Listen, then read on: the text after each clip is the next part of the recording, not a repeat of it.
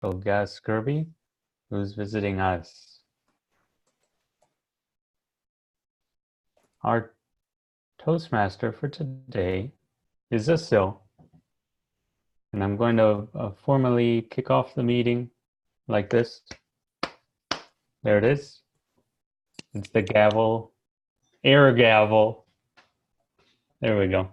Now Asil, let's welcome her as our Toastmaster of the day, who's going to lead our entire meeting. Okay, Asil. Thank you, John.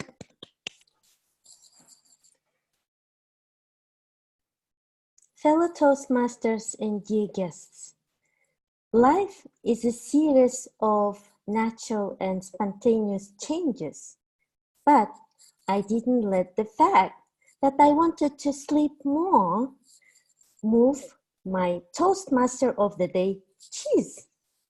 So here I am, happy to see you all.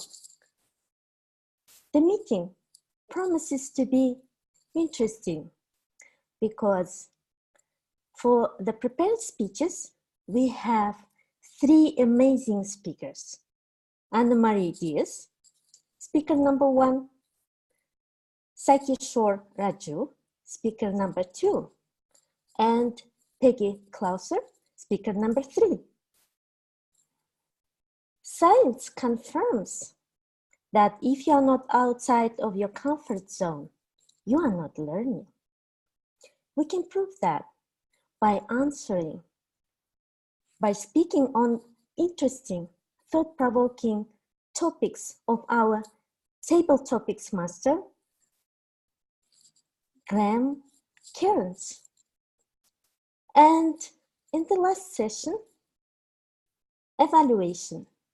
Our general evaluator will introduce 3 our valuable evaluators, Carol Prahinsky, Deborah Carr, and Jim Barber, where we learn from their feedback to improve our speaking skills.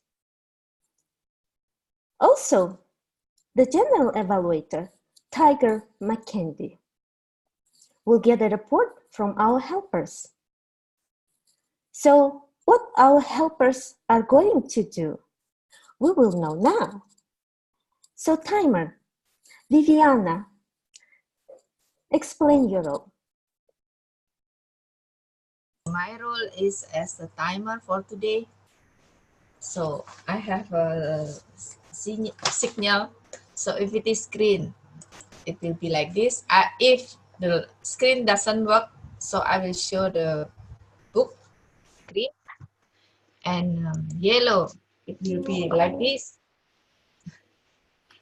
Sorry, I borrow my children's book. And red will be like this. Thank you, Viviana. And so, if it is okay, if it is overtime, you will hear the singing bowl.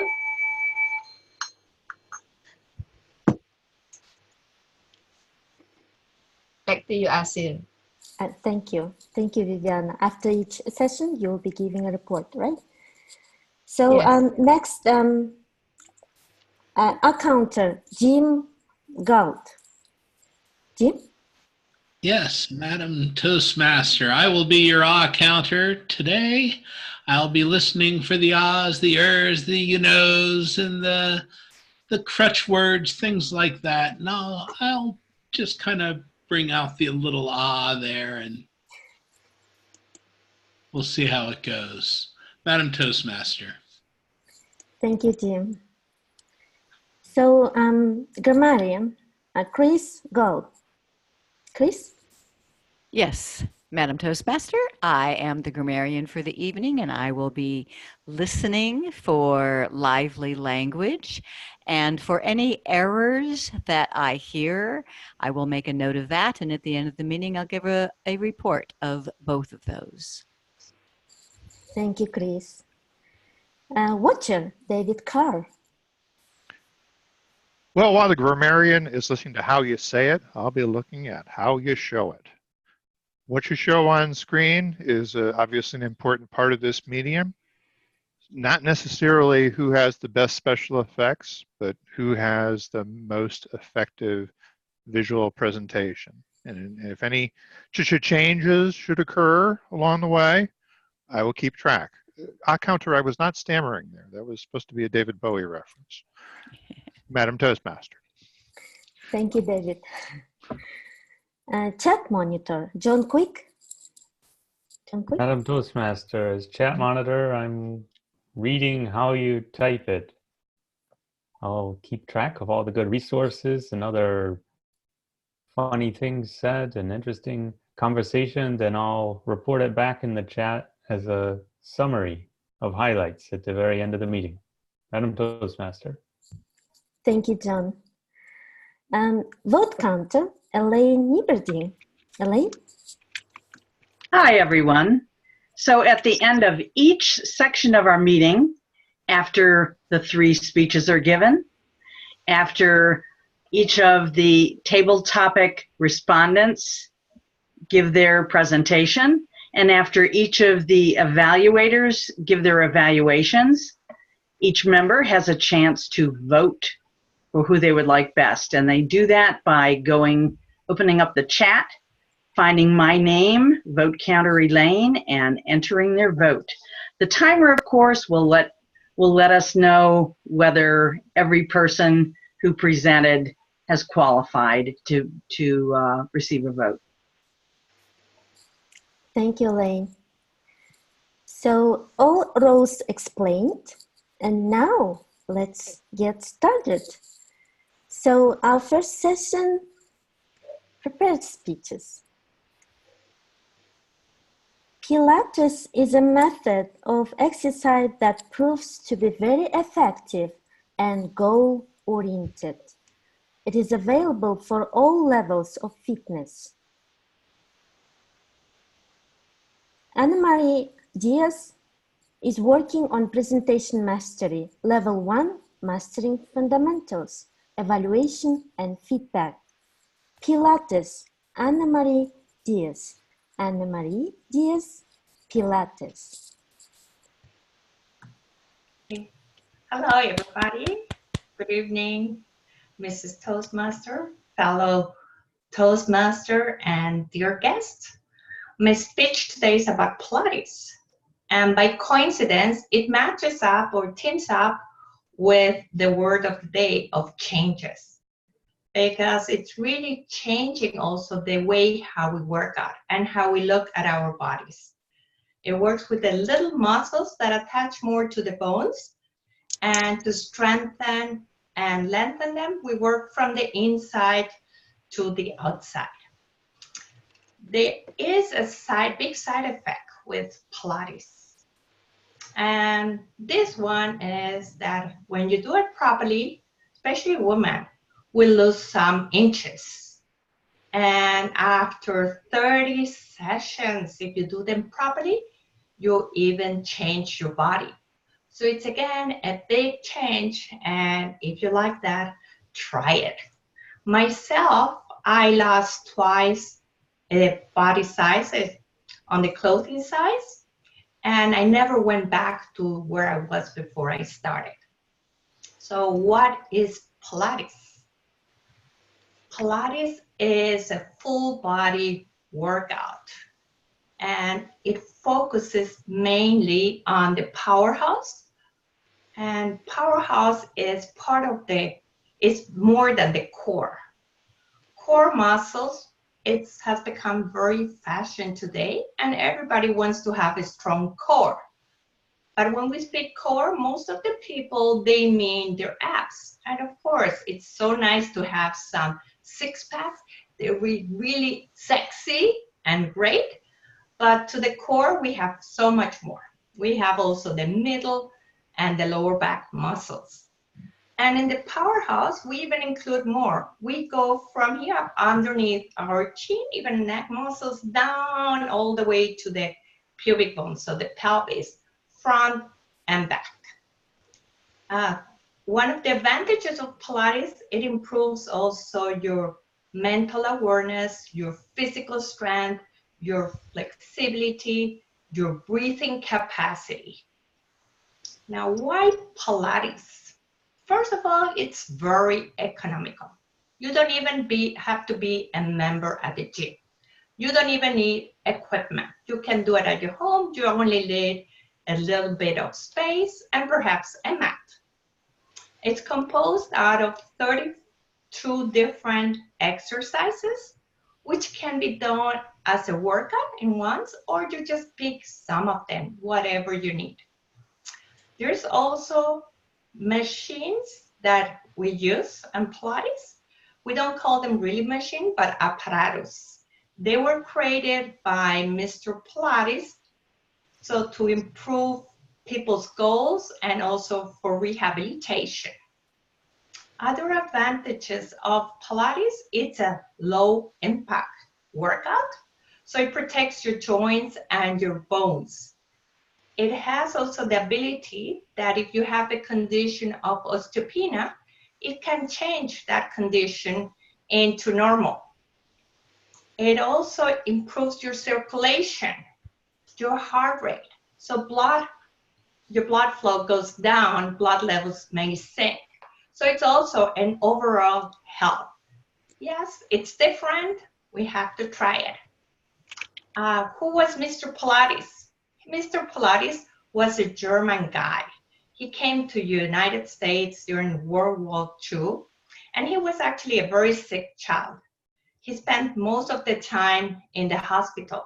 He had cricket fever and MS, and then he used the time to watch animals move, and also he used the springs of his bed to do some exercise. At the end, he got himself out as a healthy guy, and he practiced Pilates even up to his death when he was 84 years old. So meaning that Pilates is for everybody, all age groups, also suits all different fitness levels. My experience with Pilates. At the beginning, I never liked core work, so I always stayed out of there. And one day my yoga teacher asked me to actually do her Pilates class because she couldn't find anybody and she was afraid she was going to lose her job. So out of love, I went, I bought at that time VHS and tapes, tried to learn them by heart, practices, and did a quite good class. But at the end, I really told her I never want to go back to do another class. And look how life took me. I am now, since 16 years, a Pilates teacher. It has really changed not only my body, which I'm proud of now, but also my life. It has completely made me change from that hard workouts and aerobics and steps and everything to something more gentle, more aware. So I really would suggest to everyone, if you want, to try that out. And if you don't like it the first time, like I did not, try it perhaps a second or third time. You might really find the benefits, and I'm sure you're going to love the results. I'm also sure that it's going to be very beneficial, and especially if you suffer from lower back pain, which a lot of people do, that will be a perfect modality for you to try. Now, I want to end with a quote of Mr. Pilates. He was saying, if you are 30 years and your back does not move, and we do see that a lot in the street, then you are old. But if you're 60 and you have a very flexible spine, then you're young. So why don't we choose for young? Thank you, Madam Toastmaster.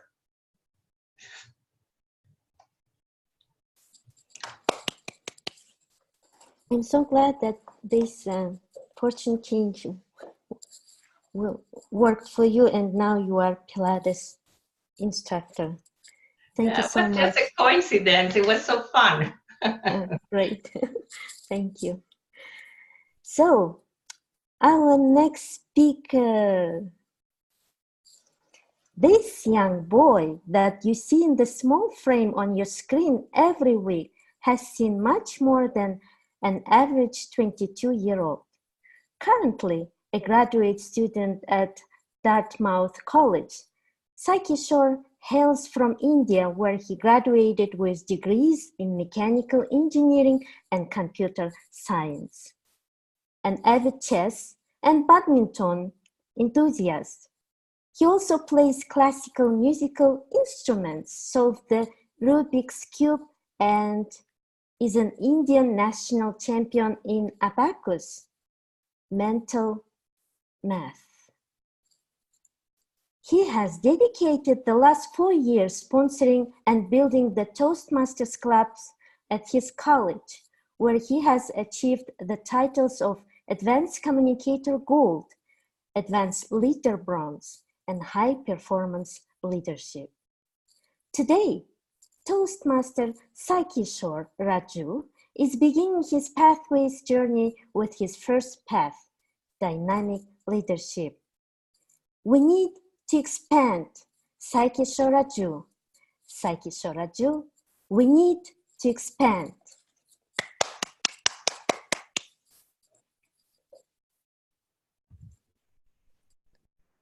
We need to expand. Toastmaster of the Day and fellow Toastmasters of online presenters, a very good evening. I hope it is a very good beginning for me today.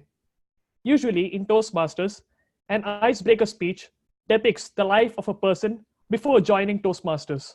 But today, my icebreaker is going to be slightly different.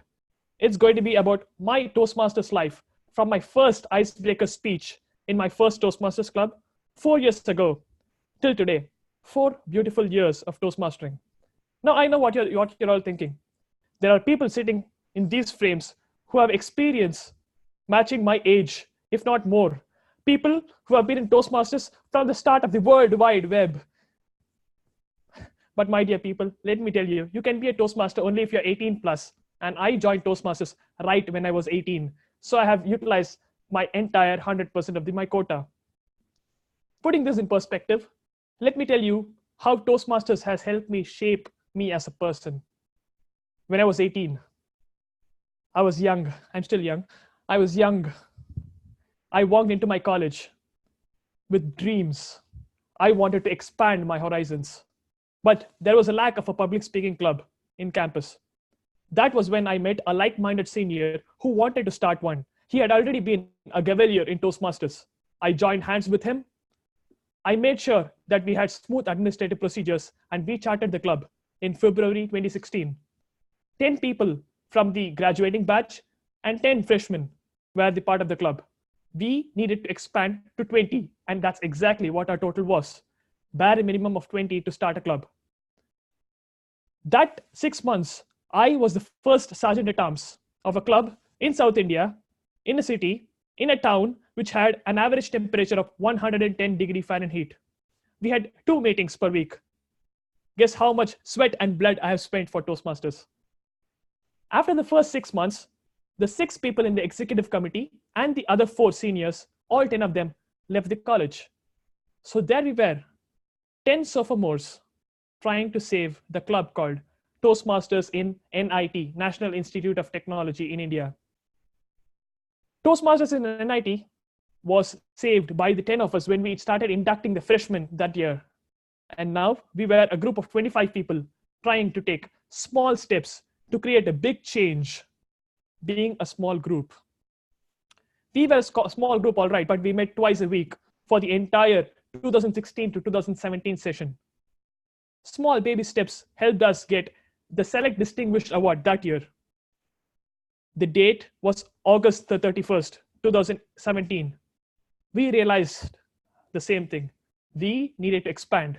We weren't going anywhere. We needed to expand the club to the entire college. That was when we realized we needed to take in the freshmen that came in that year. Then we made the agenda for a grand orientation meet about Toastmasters on the 31st of August, 2017. We set the stage. We hired an AC hall. We hired speakers, mics. We were all set at 5:40 for the 6 o'clock meeting. I was the only prepared speaker that day, and there was 1 evaluation and 3 table topics. Everything was set, and guess how many people were there? 0. We were all shell-shocked. We had been working for 1.5 years for this day, for expanding the club, and we couldn't. That day, that was one of the days where we prayed together. And as they say, if you want something from the bottom of your heart, the entire universe conspires to make that happen for you. Suddenly, magic began to happen. 5:41, 5 people walked in. 5:45, there were 45 people. At 6 o'clock, before the meeting started, there were 175 people in the room with a capacity of 150 people, which means there were 25 people standing and listening to us speaking. That day, I gave my best speech I've ever given in Toastmasters. 7 minutes, 20 seconds of a humorous speech from the humorous speaking manual titled, "I'm single and I'm young." That resonated with the audience. The audience there was young, and I think most of them were single, so that resonated well. That day, that night, we opened the portal for the inductions that year. From a group that was not well known in college, that night, for 15 spots in the club, we got 266 freshmen applying for getting into the club. That was a success. We, the Toastmasters of NIT India, had expanded. And then, as we call it, the rest is history. Everybody knows what happened after that. We expanded, we formed a club, and when we knew 266 people were coming, we knew we were forming another club. We formed another club in 2 months, and before leaving college, in May, I formed the third club by sponsoring a club for research scholars and the MBA people. 3 clubs now, just because of one mantra. We need to expand our horizons. The same feeling struck me when I walked into USA, into Dartmouth College, and I found that there was no public speaking club in college. Namely, there was no Toastmasters club. What do? I expand my horizons. I expand my horizons from conventional clubs to online clubs. That's where I found online presenters in the websites and in Facebook page.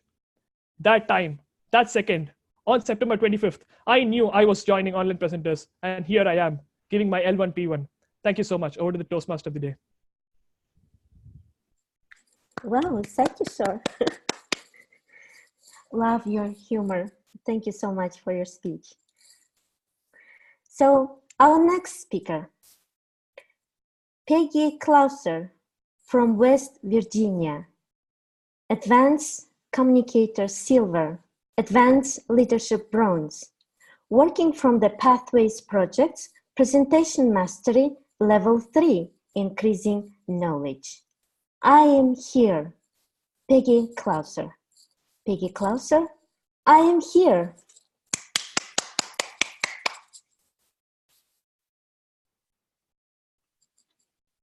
Can I have the envelope, please? Thank you. And the winner this year for President's Distinguished Award, Online Presenters. Congratulations, everyone. You got President's Distinguished this year. Who knew that in March 2017, you'd grow from a starter club of 20 members to almost 50 members? Wow, who knew? Congratulations. Not only did you go from 1 DTM, you had 4 DTMs. How great is that? That's unheard of in any club. In less than a year? Wow. Not only that, you've grown exponentially just in the last quarter of the year. Who knew that you could get that many members? That's an awesome accomplishment to get President's Distinguished for any club, let alone an online club. We have online shopping. Now we have online speaking. And you all have proven time and again that you can do this online. While I've had people tell me it's not possible, I point them to your club and show them your President's Distinguished Award. Congratulations, online presenters. And it wasn't just one person. Collectively, as I look at the list, there had to be at least 12 people participating to get these awards. So it wasn't just one person accomplishing multiple awards. It was the collective membership saying, we'll invite more people. We'll get people to join from other countries, from other states, and we'll get that President's Distinguished this year. So once again, online presenters, new members, as well as, let's call them old members. Congratulations on your President's Distinguished. That's something to pat yourself on the back for and give yourself a great round of applause. Thank you. Back to you, Madam Toastmaster. Thank you, Peggy. Great accomplishments we heard today. So we finished our first session. Viviana, can you give us your time report on speakers?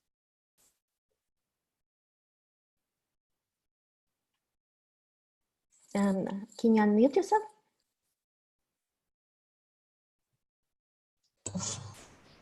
Okay.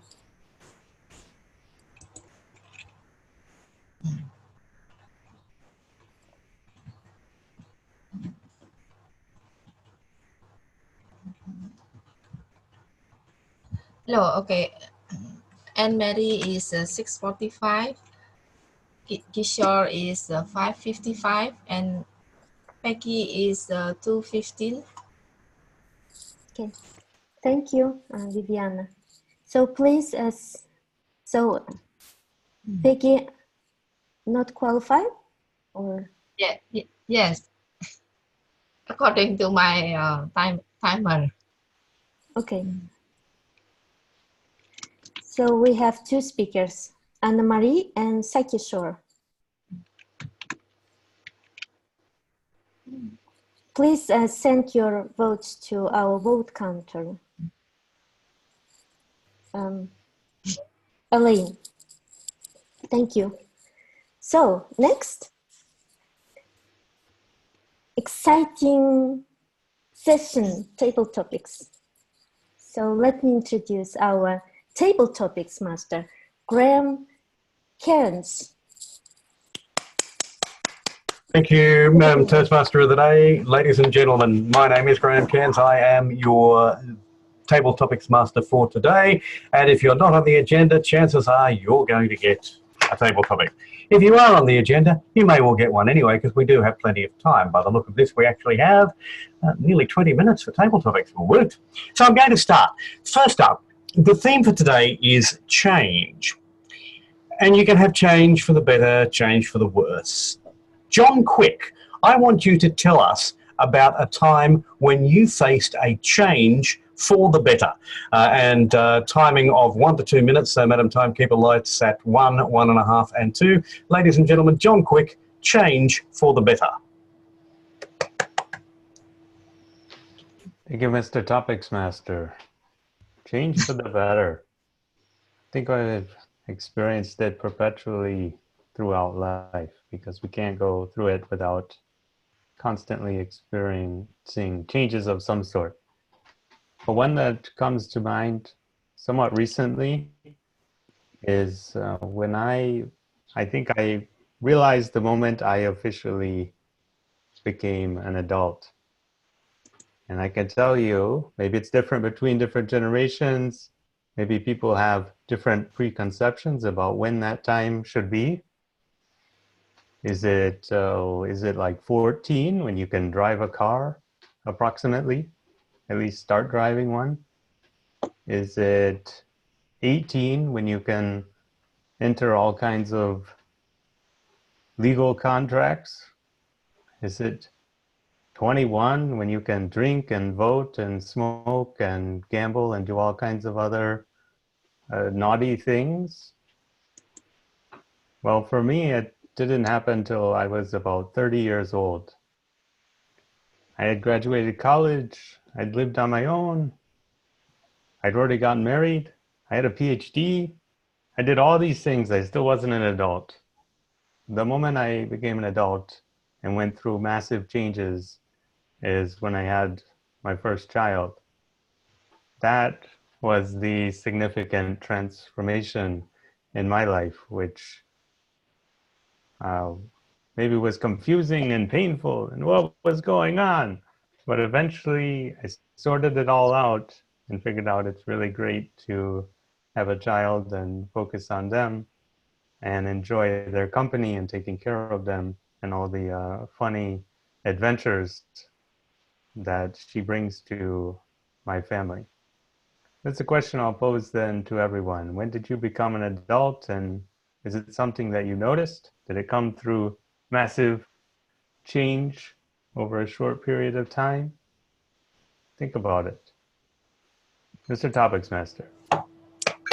Thank you, John. Thank you for a thought-provoking response. On the subject of provoking thoughts, we've heard about change for the better. I want you to think about a time when you have faced a change for the worse. And to respond to this, I'll ask Roger Fung.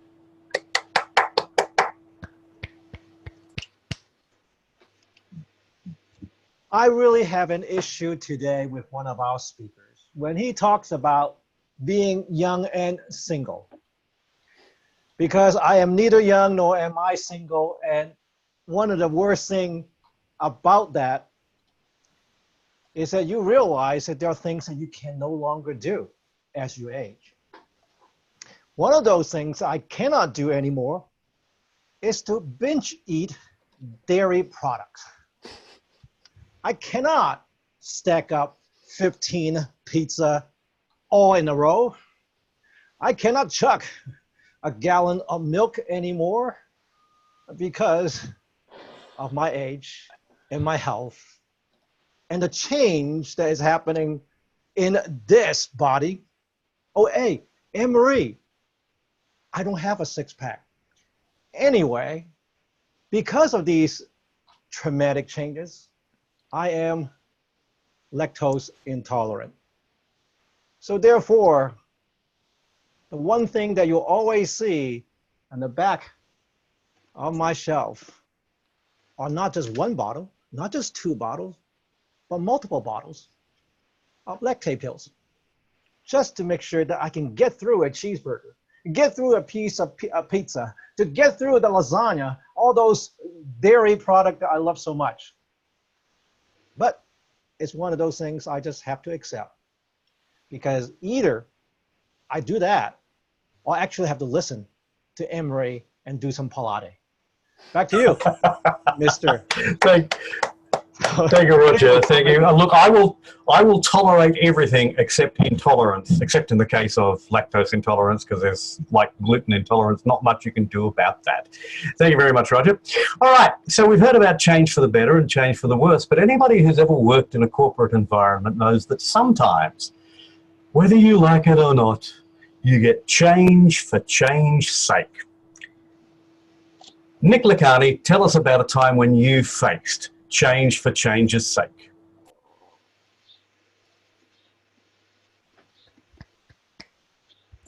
You're still muted, Nick. Do you want to order a stapler or a box of staples or a box of pens or some sticky notes? Well, this was the change that happened to me. Imagine all those years back, I was a cost center holder. I ran my own department. I was responsible to nobody except my friend, the CEO. And I could actually sign off, if I wanted to, on any day, £20,000, just like that, without actually asking anybody. Then my friend sold the company. And as the new company took over, new practices entailed.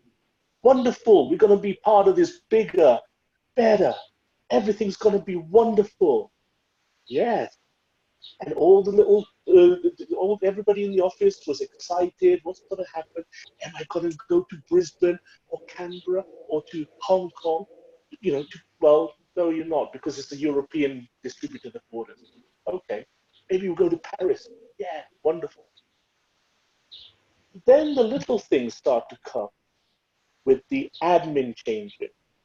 Yes, you need to report this every week, not every year like I used to. You need to report this every day, not every year like I used to. And if I want to order any stationery, I had to fill in a form in, well, duplicate? No, triplicate. Literally, there was a form that I had to fill in and send to 3 different people, albeit to get 1 box of staples. Now, is that progress? Not really. However, you just suck it up. You need to tell your people to get on with it, and you yourself need to get your head in the game, get on with it, because you picked the battles you can win, not the ones you're going to lose. Back to you, Mr. Toastmaster. Mr. Ain't that the truth? Ain't that the truth? You pick the battles you can win, not the ones you're going to lose. But don't you just love administrivia? Change for change's sake. Well, he's already made a reference to this. So, ladies and gentlemen, to tell us about changes in his life, David Carr. Thank you, Mr. Topics Master. I guess the lyric that is coming back to me is, time may change me, but I can't change time. And how I would like to change time some of the time. This might be the reason for the popularity of wish fulfillment, time travel stories, which, unfortunately are not accessible to us here in our broken down reality. And I guess I think of raising children as something that there are things that as they're going off to college and they're telling us all the things that we did wrong in raising them, long lectures from my daughter in particular. My son's more of a go with the flow sort, but I'm sure he has his resentments too. And so I'm trying to think back through what could I have done differently. But I made the changes that I wanted to make at the time. I did the things I wanted to make at the time. And time has moved on. These kids are out of the house. And the honest truth is that all parenting styles, and I know this because I read it in The Onion, all parenting styles, in fact, produce severely maladjusted children. It doesn't matter what you do. It's up to them to figure it out. Mr. Table Topics Master. Thank you, David. Thank you very much for that. All right, so we've talked about changes. That's one half of today's theme. The other half of today's theme is cheese. So, switching hats now, and I'm glad that I didn't save this for Roger because he is lactose intolerant and couldn't answer a question about cheese. But instead, M. Kirby, I don't know if you're a Toastmaster, but you've seen how table topics run, even if you're not. I'd like to ask you if you can tell us for between 1 and 2 minutes about your favorite cheese. I can't really say I have a favorite cheese. I love food. But I will tell you about a meal that I made. Recently, I started doing keto. And I saw a recipe for cauliflower mac and cheese. Well, years ago, there's a restaurant here. It's a chain. And they had mac and cheese, but it had lobster in it. So we have these really small lobsters here in the States. I don't know why in the South they're so small. They're not even as long as my hand is. So I got 2 of those and I steamed them and I diced them up and I got the cauliflower. And for some reason, I was feeling Gouda cheese day. So I cut up the Gouda cheese and I mixed it in there, but I didn't want to put it in the microwave in the oven because that was going to take way too long. So I put it in the microwave. Let me tell you, you talking about a go-to meal. You know those days when it's hot and it's cold outside, but you want something hot and delicious? or you just want a nice comfort food, that is the meal. Put some butter in there to help loosen up the cheese, melt the cheese a little bit. Put it in the microwave for about 4 minutes. And I've got these bowls that are just perfect because I could just make a bowl full and I could eat on it for days. So for me to have a favorite cheese, I don't have one, but I do have a favorite meal to make with my cheese. My Gouda cheese, that is. Mr. Table Topic Master. Thank you very much for that. And I got to tell you, I mean, I'm not a great fan of mac and cheese, but I can't think of a way to make it Gouda. Oh, I'm sorry. That was terrible. All right. Staying with cheese and cheesy jokes, we've heard about favourite cheese, sort of. Now I'd like to find out about your least favourite cheese. Joy, tell us about your least favourite cheese. A long time ago, in the beginning of 80s, I lived 6 years in Norway, in Oslo. In Norway, they have some weird specialties, and one of them is a cheese. I don't know how it is made.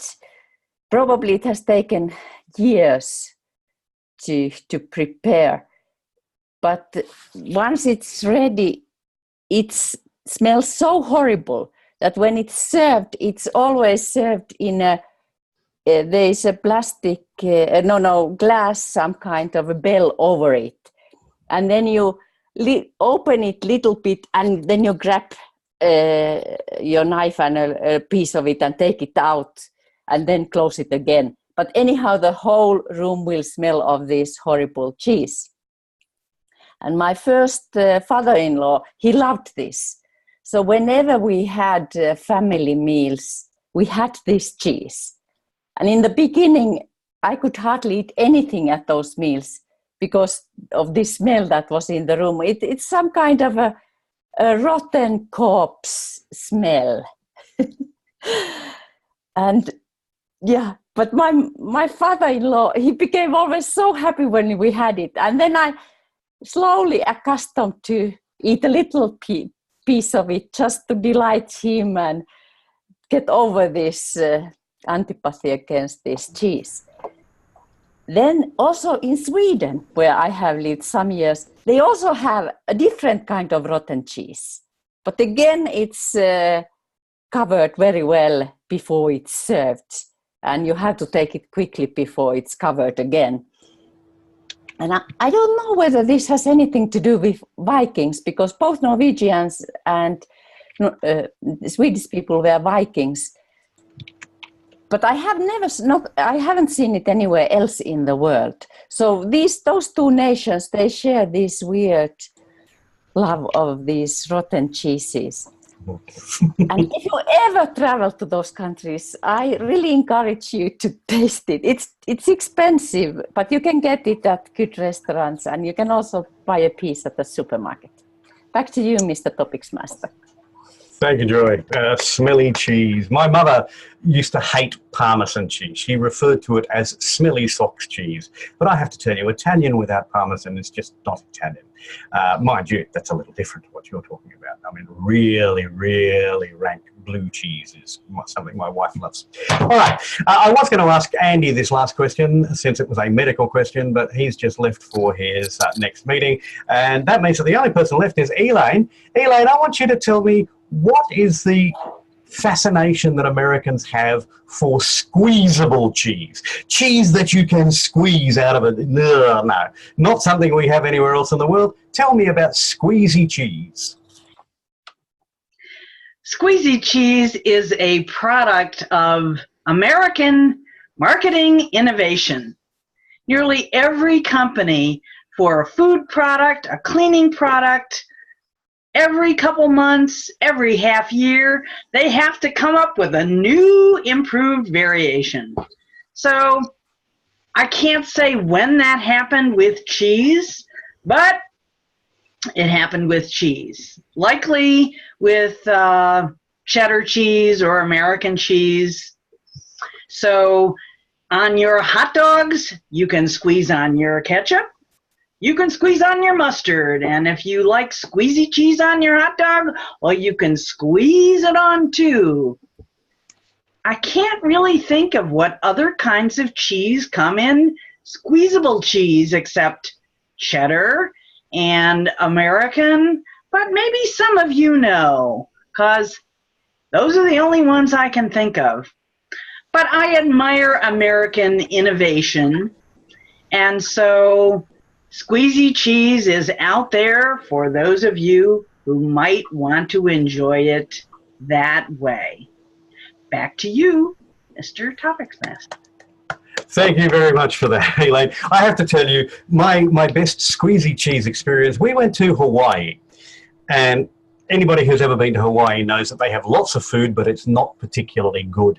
But the worst of the not particularly good Hawaiian food was when we went to a Hawaiian theme park of sorts, the Polynesian Cultural Center, and I ordered nachos. And what I got was this. Yeah, squeezy cheese over white corn chips stuck in a microwave. I don't think I'll ever order nachos in the US again, unless it's somewhere that has a Mexican name. But anyway, thank you for all of the cheese stories. Thank you for all of the stories about change. Thank you, everybody, for contributing to Table Topics. And I now hand control back to the Toastmaster of the day. Asil, it's all yours. Thank you, Glenn. That was a great table topic session. So, Viviana, can you give us a report? I think all qualified, right? Yes, 1 to 2 minutes, right?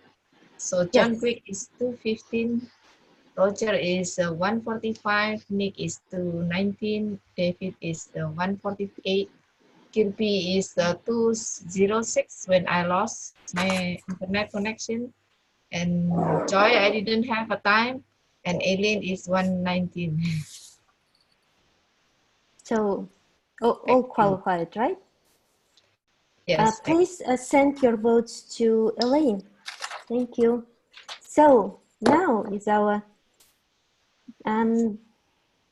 third session, evaluation. So, I'm going to call our general evaluator, Tiger McKendy. Over to you, Tiger.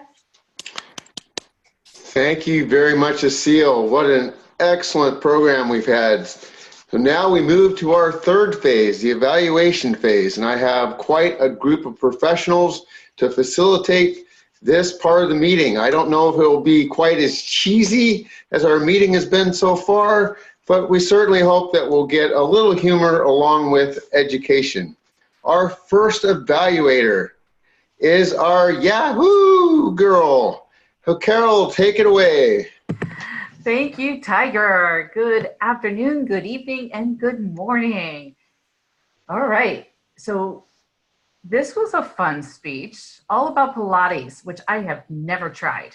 So you're talking to somebody who is not converted. Did you convert me? I said, yes, I'm ready to try it, just because one, you explained things, you defined the terms. Two, was you encouraged me to say it's good for my body. It's not rough and tough, which is what I love, but I was curious, is there music involved? So these are some of the questions that I had as you presented, and you answered those questions many times all the way through, except for the music one. You answered as we continued in your speech. So I thought, wow, she's addressing our questions right as we have those questions. And I was totally with you when you defined the six-pack as core, the core being six-pack. I was like, yeah, that's how people define it. And it's not appropriate either, is it? So I really connected with your ability to connect with us. I thought that was fantastic. Area to work on, area to grow was both your opening and your conclusion. I felt that your opening started out with, hello, everybody, Mrs. Toastmaster, and so forth. You didn't use the so forth part. My speech today is about Pilates. And I thought that's what your introducer is supposed to do. So leave all that behind and just simply start with your discussion. What is the first most important thing you want to say to us? Start there. Or if you're telling a story, you start in the middle of your story. Don't start at the beginning because that's too boring. Start right in the middle where we're engaged and the climax is going up. You're like, oh my God, what's going to happen? What's going to happen?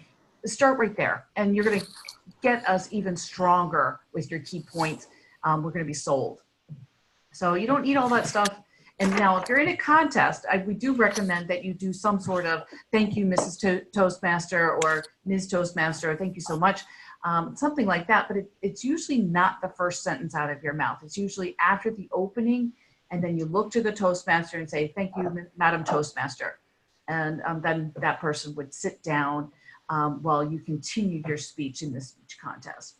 So those are some areas to work on. I love the speech, and I'm going to try Pilates, not just because I'm evaluating you, but because you convinced me that this is something that I should consider. So thank you for introducing it to me, Anne-Marie. I'm excited for your future as a Toastmaster and as a professional speaker. Keep up the good work. Cheers. Back to you, Mr. Tiger, for our evaluator portion. Yahoo, Carol. Thank you very much for that very in-depth, informative evaluation. Our next evaluator comes from the land of cheese. Deborah, please take it away.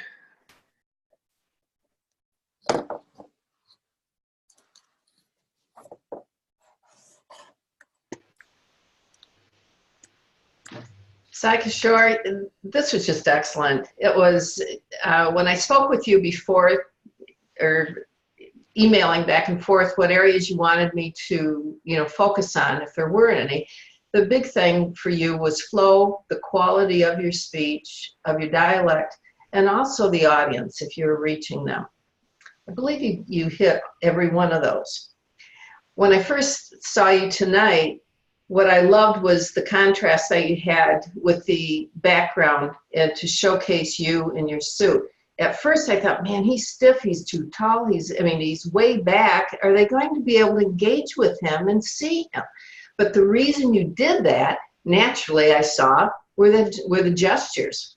Your voice was great, your whole presentation was great, and what I really liked is you dropped a funny bomb right off the bat. What I saw was the way, where you walked us through this whole transition of expanding, and that you ended up with 125 kids in one of the meetings where you had people in the halls and people hanging out from all over. It was phenomenal, absolutely phenomenal. Or 150, whatever it was. And then to expand to over 200, and you're dividing and you're getting all these clubs going. It was just wonderful to hear. Absolutely wonderful.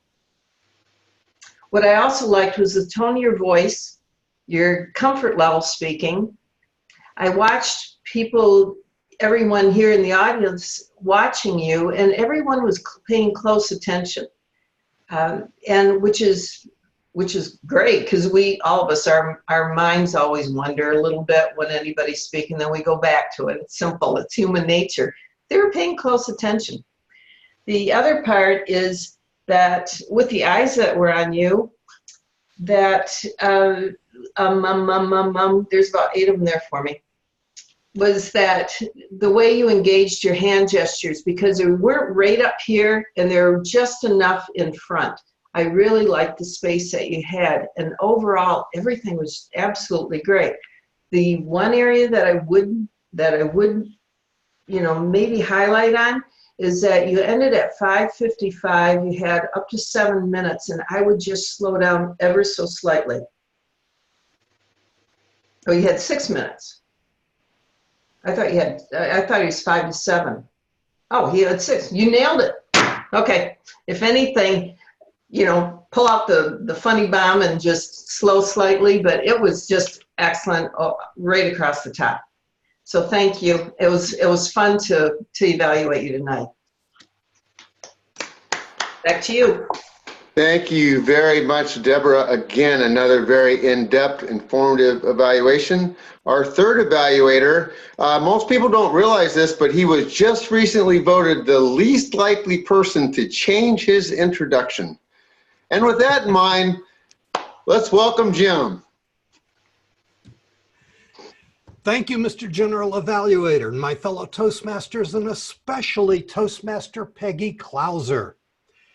Peggy was delivering a social speech this evening, and specifically, she was supposed to honor an organization. And Peggy, wow, you succeeded admirably.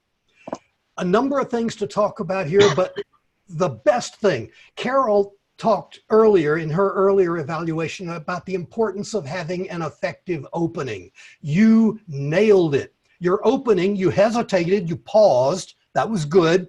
Everybody was in anticipation, wondering what you were going to say. And then you said, "Can I have the envelope, please?" With that one sentence, we knew exactly what you were going to do for the rest of your speech. That was brilliantly done. You didn't tell us about it. You made us a part of it. That was wonderful. You also stayed in character throughout your presentation. You never broke from that. You acted like you were presenting an award the entire time. That was so well done. Your pacing, your diction, your pauses, everything was effective. In fact, all of your verbals were good with one exception. This is just a personal preference, but you made a reference to our old members. Personally, I prefer experienced members, but that's a personal preference thing. Anyway, I do have a couple of suggestions for you. They're all visual. In most of your presentation, let's see if I can do it here, you were a little high in your screen so that the top of the screen was around where your forehead was, and we weren't getting the full picture of you. You were also off center, and neither of those is bad if there's a purpose to it. For example, I'm off center right now, Graham is off center, Elaine is off center, but they're balanced by something on the other side of the screen. You didn't have a purpose for being off center, and you didn't have a purpose for having the top of your head cut off. So if you don't have a purpose, try to have yourself centered visually in the video frame. But that makes for a more effective presentation. But other than that, this was a dynamite social speech, well written, effectively presented. I have no other changes to suggest to you. This was wonderful. Congratulations. Mr. General Evaluator. Thank you, Jim. 3 excellent evaluations as always.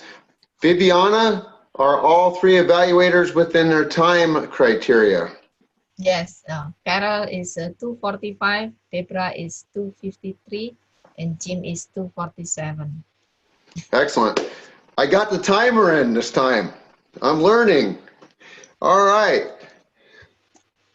So please send your votes to the vote counter. This is going to be a difficult vote, but take your personal preference and send that to Elaine. Let us move on. Our counter tonight is Jim Gould. Can you fill us in with your report, please, sir?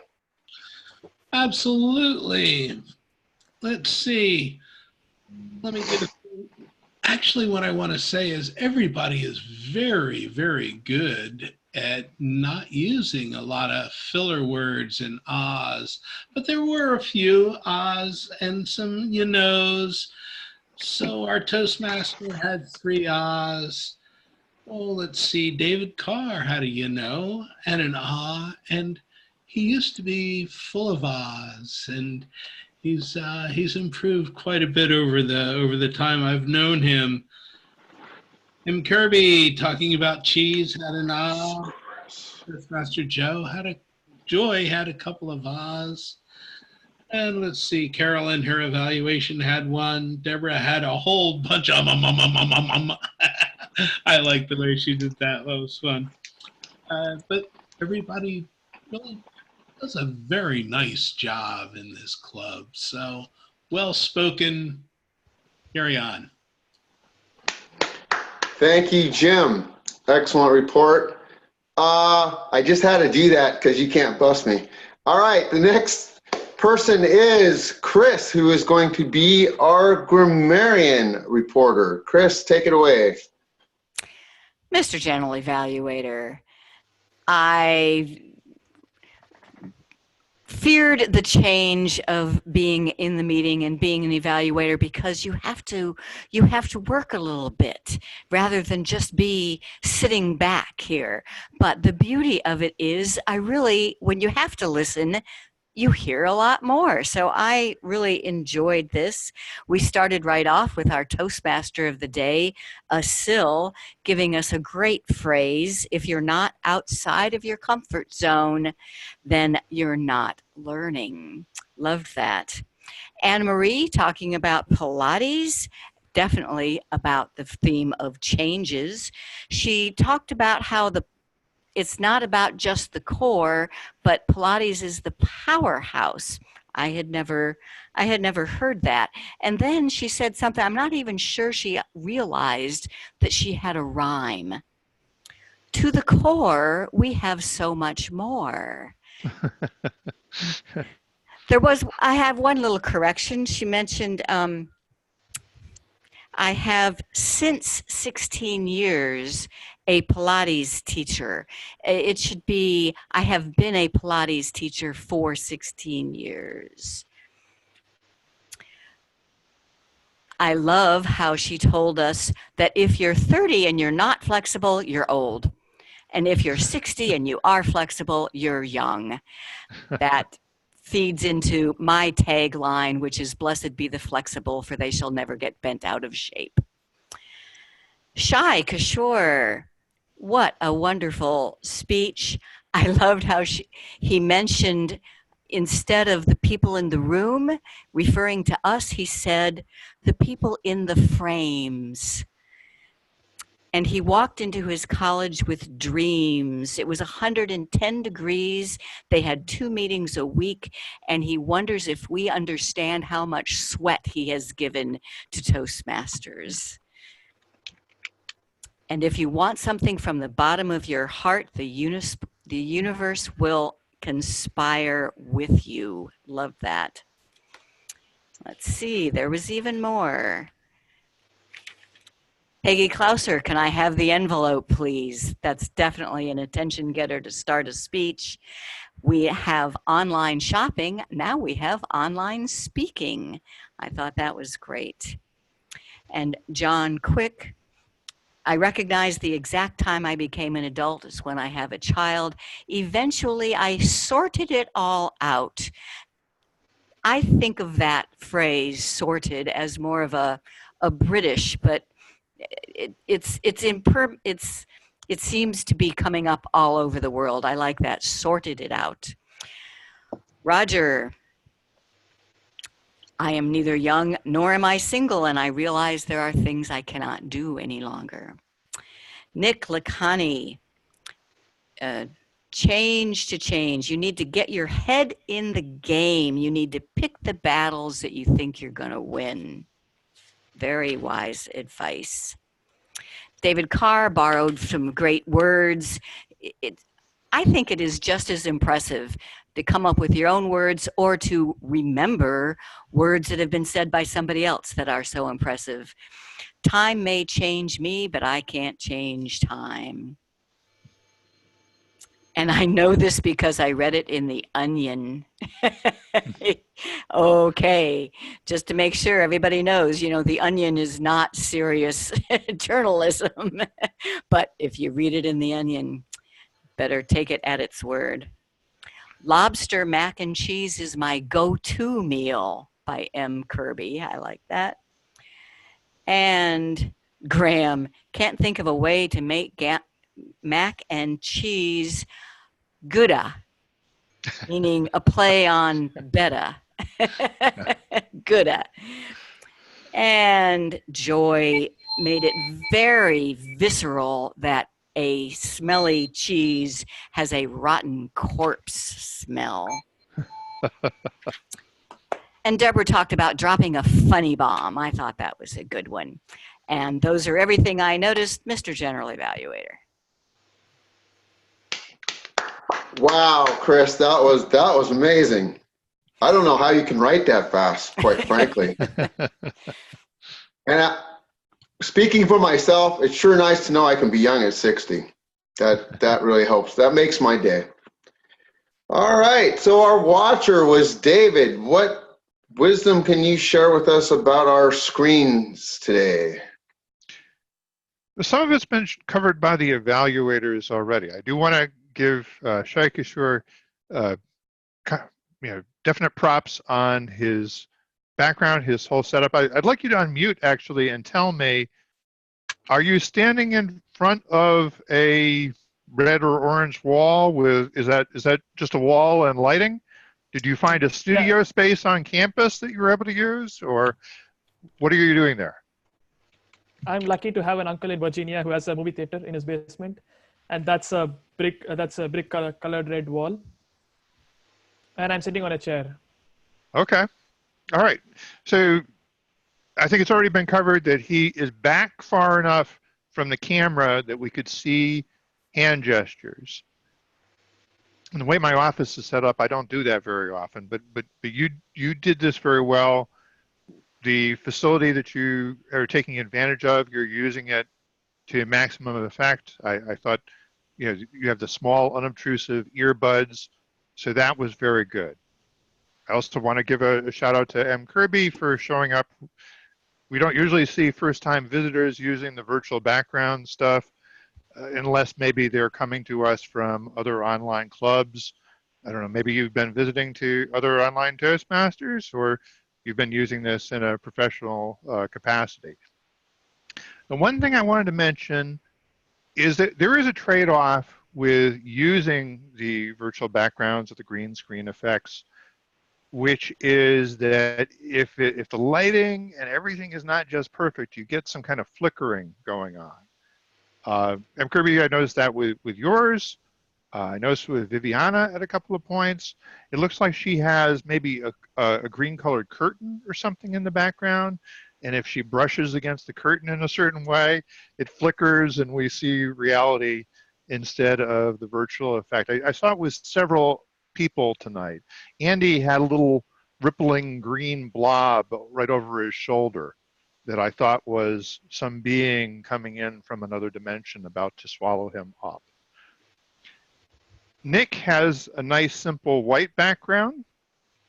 Now the one thing I noticed is it looks like you're kind of leaning back, and it might be just the camera angle if you're using a laptop and if you're in a hotel room, but potentially that's if you're leaning back, it kind of makes it look like you're not interested.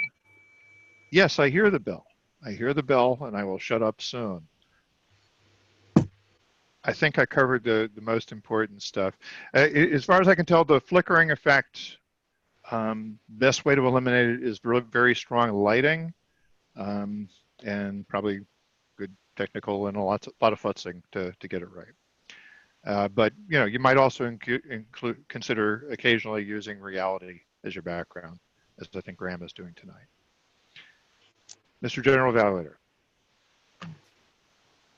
Does that come under the guise of Saved by the Bell or something like that? Thank you, David. Our last, but of course our not least evaluator would be Mr. John Quick. What did you notice in our chat today, sir? Thanks, Mr. General Evaluator. There were lots of compliments. There was just tons of talk about food and core. But I noticed that you, Tiger, has vowed your next speech title be I'm Old and I'm Single. So we're going to look forward to that. Deborah's expression with regards to cheese-related items really came through in her use of capitals and multiplications of letters and punctuation tonight. So look at the highlights I put back in there. Lastly, reminder, let's limit our reports to 1 minute so we don't end the meeting way over time like we're about to right now. Mr. General Evaluator.